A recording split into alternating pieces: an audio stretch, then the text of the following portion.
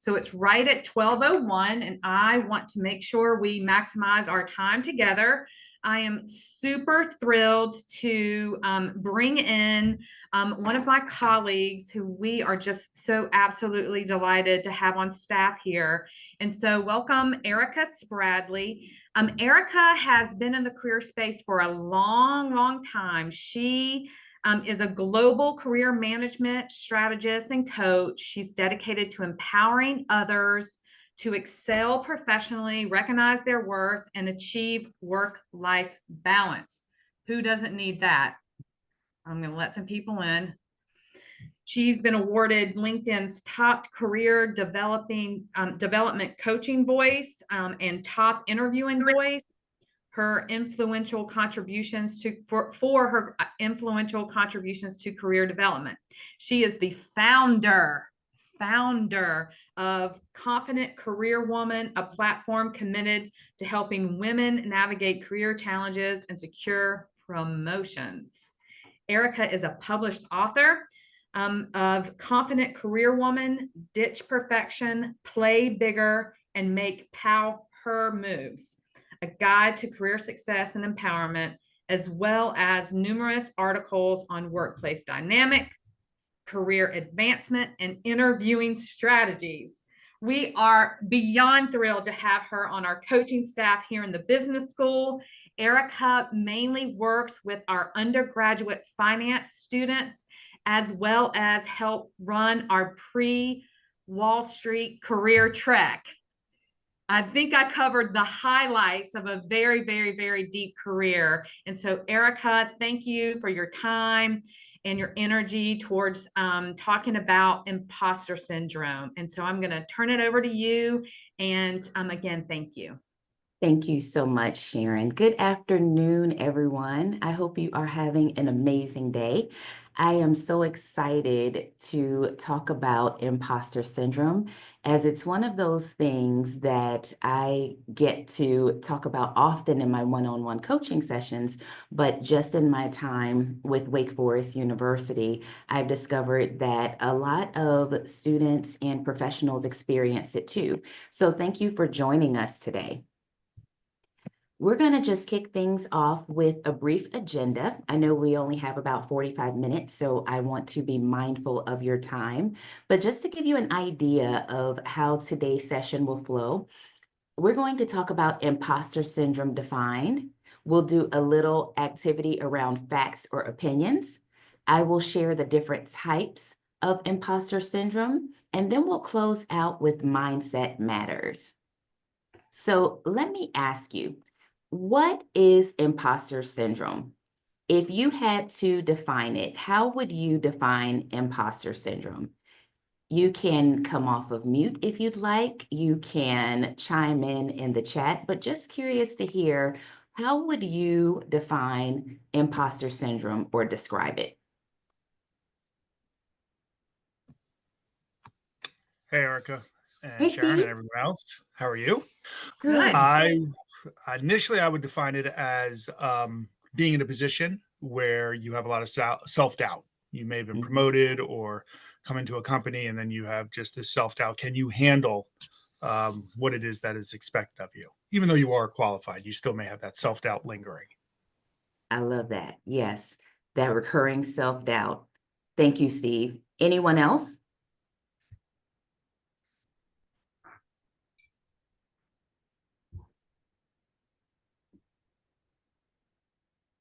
Damon, are you speaking? Yeah, I was attempting to. First of all, good afternoon, everyone. I was attempting to type it in, but I had just a wild guess regarding imposter syndrome would be someone fraud, an imitation, pretending to be someone you're not, or even perpetrating that type of facade, just in general. I love it. So we have doubt, we have fraud. Anyone else? Sharon, I was going to say, I see something might be in the chat. Yes, Can I you was see what just that getting says? ready to unmute myself. So Okay. Adrian says a mental block that perpetrates when you're in a new role or role that is different from your comfort zone. I like that. Yes, so that is one of the things that comes up often in my coaching session, transitioning from that subject matter expertise into a new role and having conversations around how imposter syndrome shows up. So thank you for sharing. And Shannon, I noticed you came off mute. Yes. So kind of coupling with what everyone else is saying as well, it's that inability to take positive feedback when you feel like you're really not performing at the level you should in the role that you're in. Oh, yes. Not accepting your achievements, contributions, and accomplishments. That's a big one. Thank you all so much for chiming in. I thought it would be helpful if I shared with you a definition of what imposter syndrome is. It is the persistent inability to believe your success is deserved or has been legitimately achieved as a result of your own efforts or skills. A pattern in which, despite the evidence of your success, you attribute your achievements to luck rather than your abilities. It is a tendency to attribute your failures to your own shortcomings rather than external factors. I also thought it would be helpful to share with you what imposter syndrome is not. It is not uncommon. It is estimated that up to 70% of people experience imposter syndrome at some point. It is not impossible to combat. It's an ability to actually acknowledge that some areas, those areas of improvement or weaknesses, need to be strengthened, or that you need a strategy or perhaps even support to solve a challenge. It definitely is not a sign of weakness. I see it as an opportunity to be aware. Individuals who are aware of their limitations are more likely to be successful because they can select positive actions to implement. So now, let's play a little game of fact or opinion. And you can drop these in the chat. And Sharon, if you could help me with fact or opinion in the chat, that would be amazing. So here's the statement. She didn't care about hurting me. Is this fact or opinion? What are your thoughts?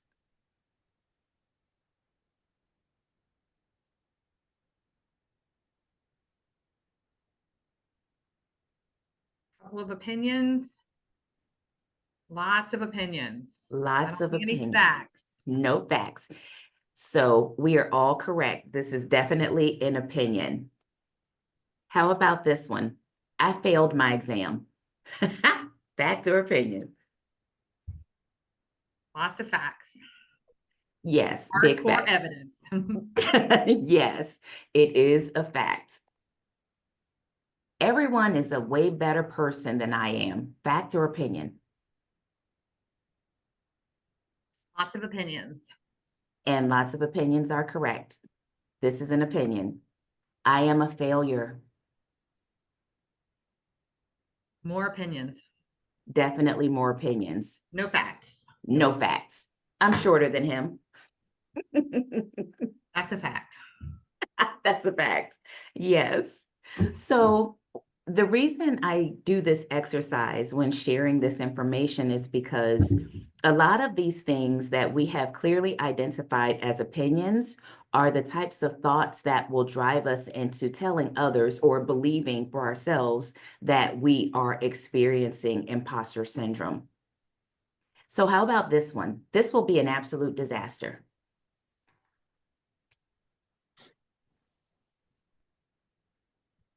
Opinions. Yes, opinion. Very good. So facts can be proven to be true or false through objective evidence. They are based on verifiable data, records, or scientific observations. So there's usually some form of evidence or measurement when it comes to whether or not we will discern something as a fact versus an opinion. Opinions, on the other hand, are statements that express a belief, an attitude, value judgment, or feeling. They are subjective and cannot be proven true or false.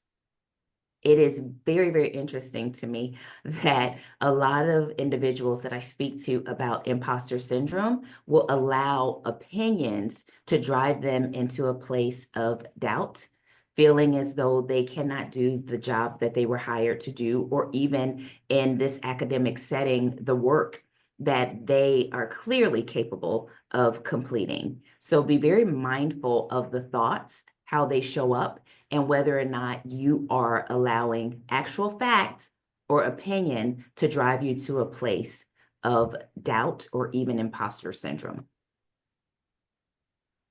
Imposter syndrome often involves distorted perceptions of one's abilities and accomplishments.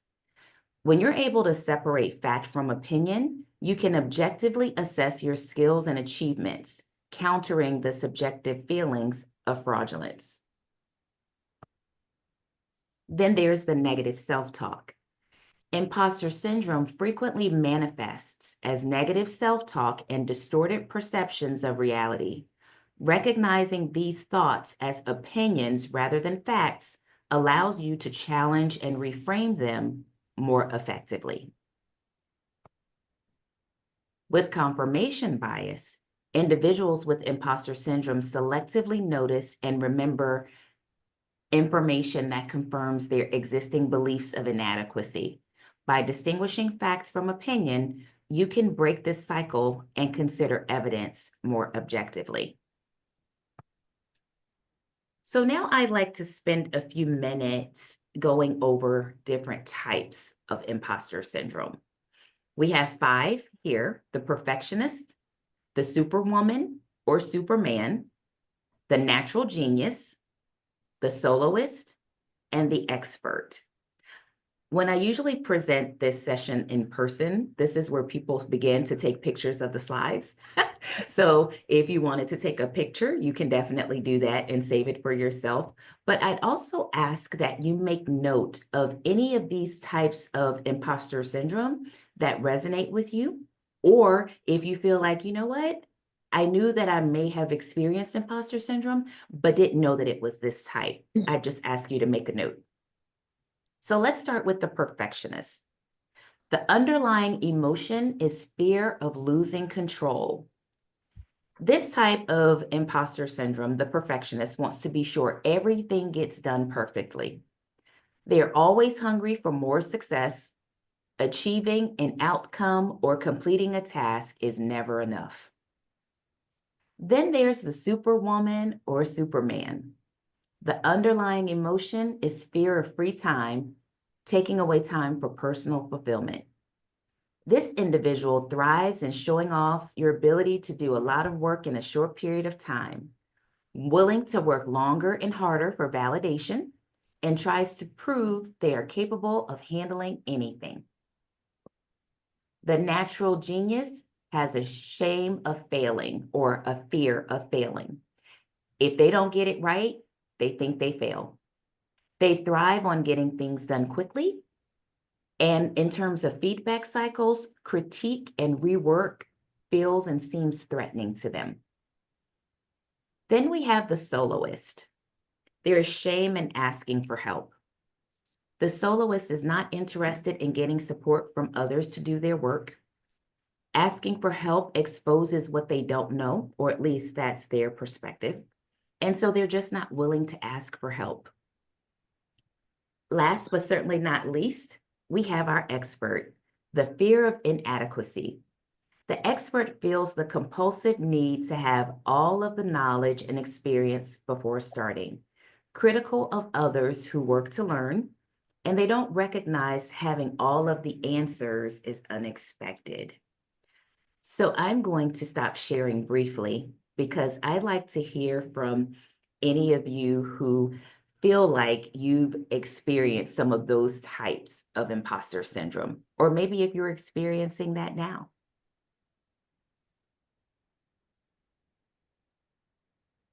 Can you be all of them? You can. As I was reading that and thinking about just having several years of work experience behind me, I was going to say soloist. I've definitely been a soloist, but I think a part of that just is from coming into the workplace feeling like you've hired me to perform, I have to do this work. So I'm going to be a high achieving solo artist and I'm going to knock it out and I'm going to get it done.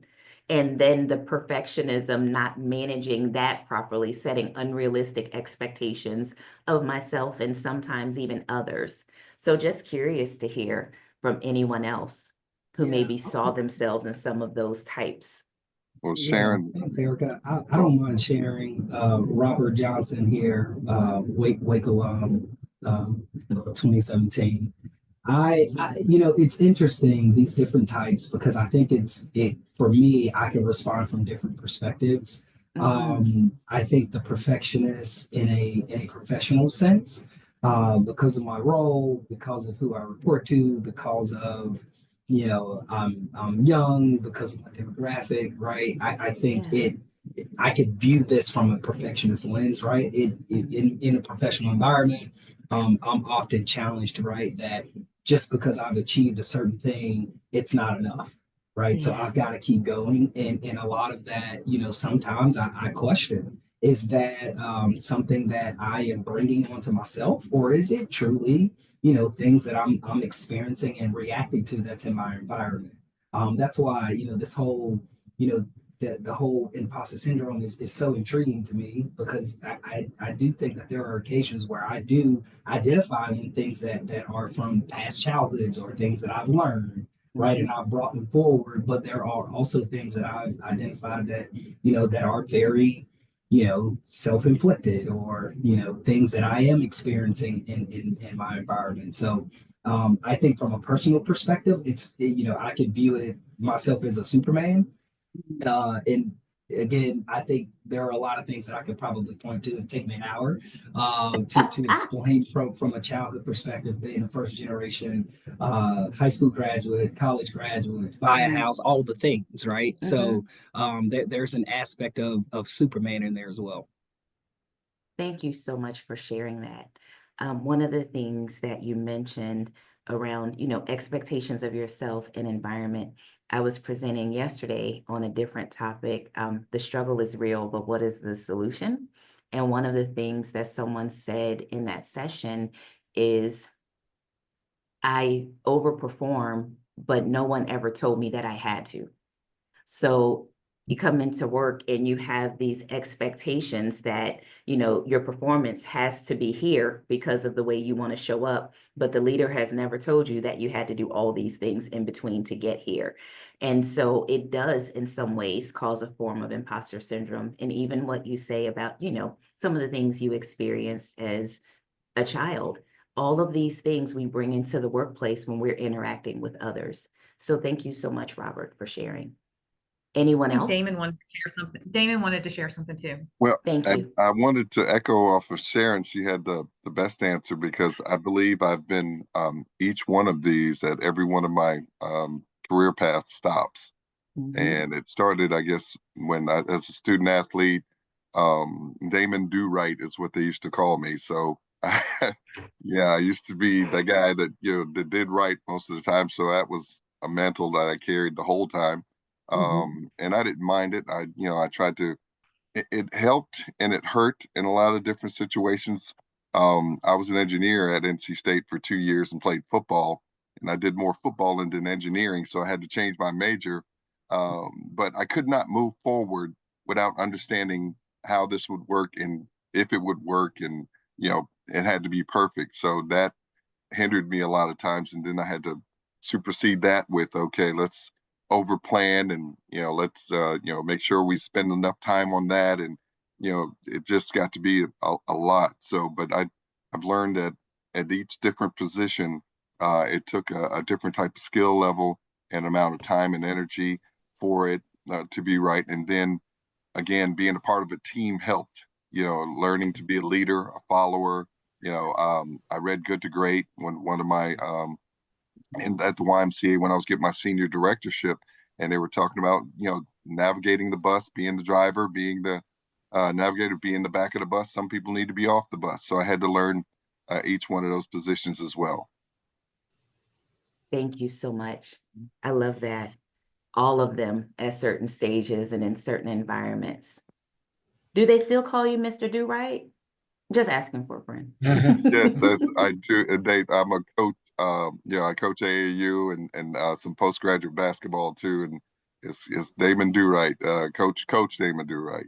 Coach David Do Right. I love that. Thank you. We do have time for one more, if anyone else. Yeah, Steve's off mute.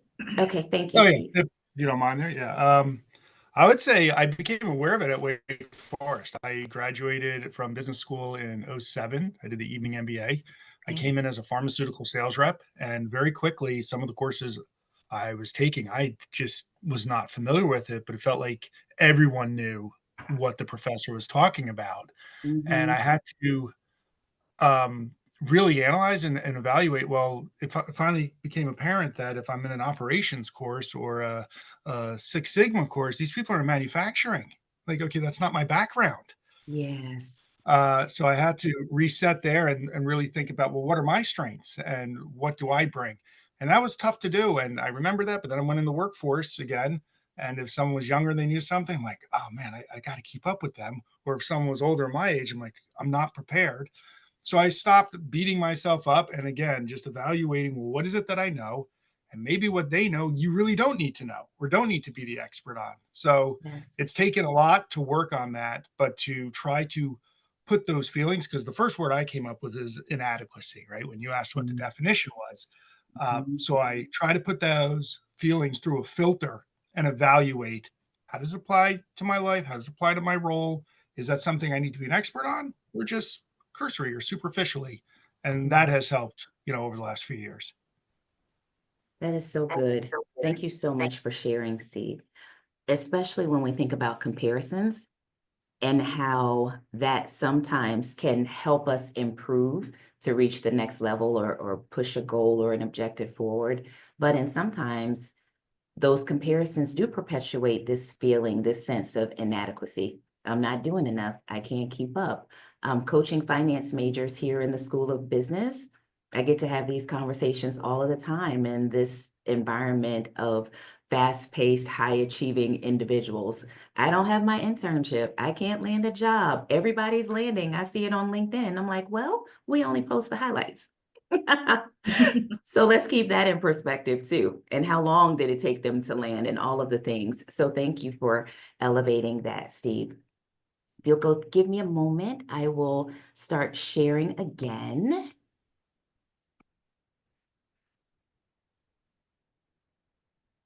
So I just wanted to spend a couple of minutes on, let me see if I can move this to the bottom, on growth mindset versus fixed mindset. So when a student or an individual professional is not succeeding, there is a choice between a growth mindset or a fixed mindset. One of them will lead to better performance and one of them will lead to a lower performance. With that growth mindset, it involves more effort, problem solving, and even asking for help.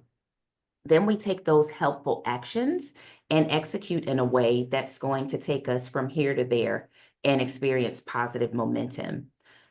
Oftentimes with a fixed mindset, there's this negative thought pattern of I'm dumb, I can't let anyone know, or they're going to find out, in the case of imposter syndrome, that I don't know what I'm doing. And that's not always helpful. We consider that an unhelpful action that actually leads to lower performance. So I want you to remember this quote by Glennon Doyle, what we believe we become. And as I shared in a recent masterclass around Women's Equal Pay Day, whatever you think you are, that's who you are. Good, bad, negative, positive. So now what I'd like for us to do in the moments that we have left is a brief group exercise where you get to discuss your thought or scenario as a group. You'll answer each question and you'll have 5 minutes within your groups. So here is the thought or scenario. Let's pretend you started a new job 30 days ago. You now feel as though you have no idea what you're doing and that sooner or later your leader will notice.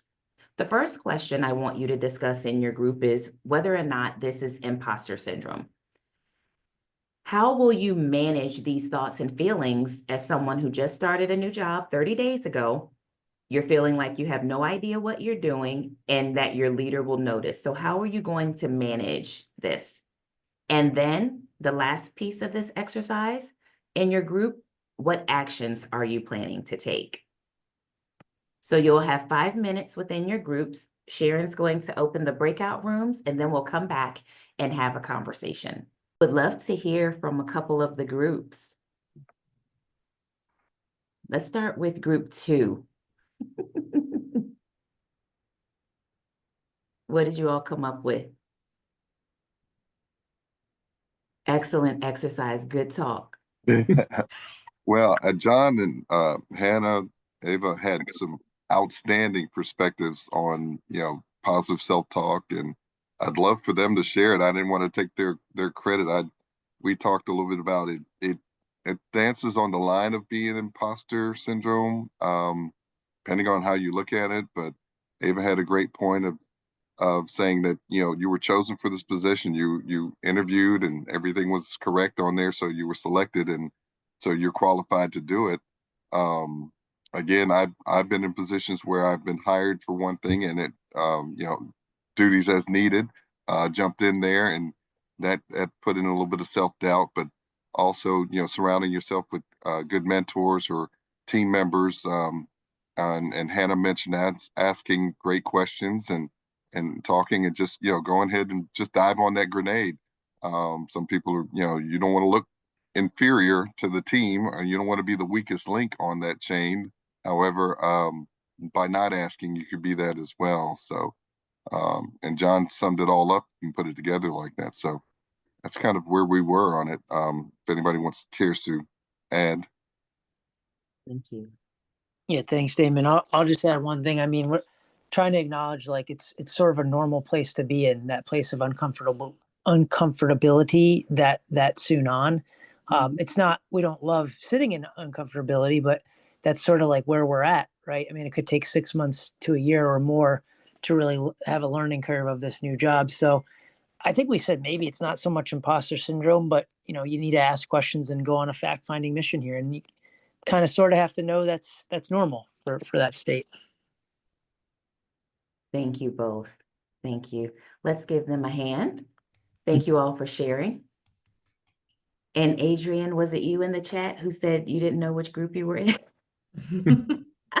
It's okay. I don't remember, Adrian. Is all I could do to get everybody in a breakout room. Well, I think I jumped around a couple times in there too. So, yeah, I'm not sure. I didn't look, but Valentina and I had a good discussion. Yeah, I think it definitely is imposter syndrome. I think how you manage those thoughts and feelings, you could do the right thing or the wrong thing. And the wrong thing would be obviously not talking about it with somebody. At a minimum, you probably should be talking to, you should talk to your manager, but if you're not yet comfortable with that, you can always talk to a coworker or colleague that you might feel comfortable with first. And then actions you're planning to take, I think, seeking structure and what that role entails from your manager is super important. And reminding yourself, and this was Valentina's point, and I think it's really good, is that you remind yourself that you earned your place in that role, and they hired you for a reason.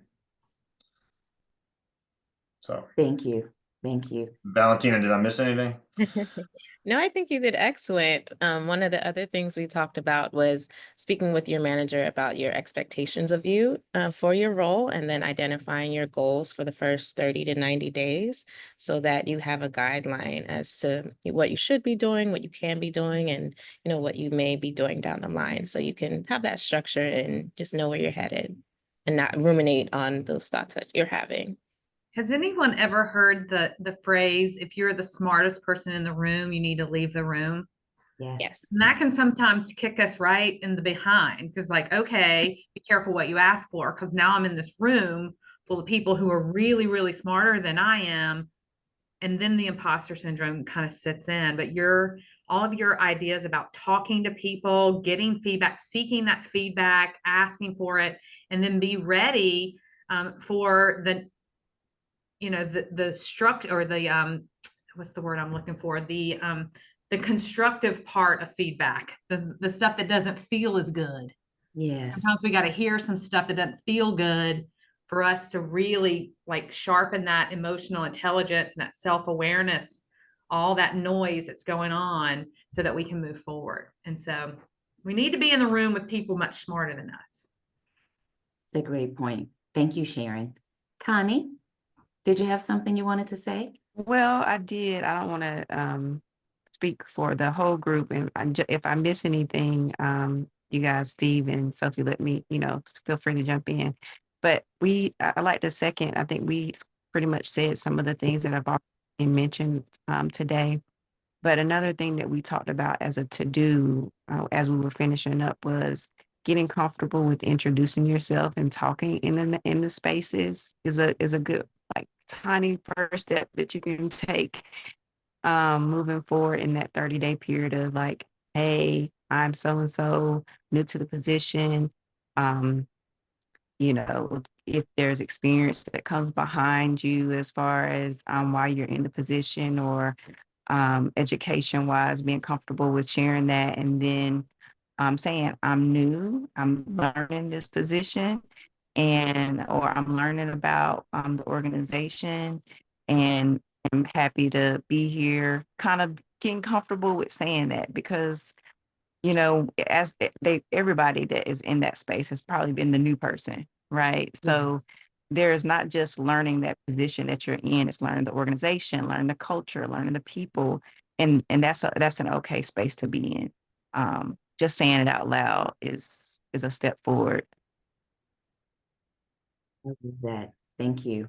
So many good things, and I know we only have a few minutes left, so I'll try to sum this up quickly. I heard support, whether that's asking for help, having those conversations with your leader. I heard strategy. I wrote down goals, and 30, 60, 90-day strategy is something that I live by. And then the speaking up, getting comfortable introducing yourself. One of the things that I was curious about, and I know you guys don't have a copy of my presentation, but if anyone referred back in the group to the definition that I shared of imposter syndrome when you were having these conversations. I didn't, but I did take a screenshot. You took a screenshot. So because most of the people that come to me for coaching around imposter syndrome move from subject matter expertise into something they don't know and call themselves an imposter, based on this definition, they don't really have imposter syndrome. So that's one of the reasons I wanted to use this example too. I said, well, let's see what the group has to say about this. But if I go back to the definition that I shared, it is the persistent inability to believe your success is deserved or has been legitimately achieved as a result of your own efforts or skills. It is a pattern in which, despite the evidence of your success, you attribute your achievements to luck rather than your abilities.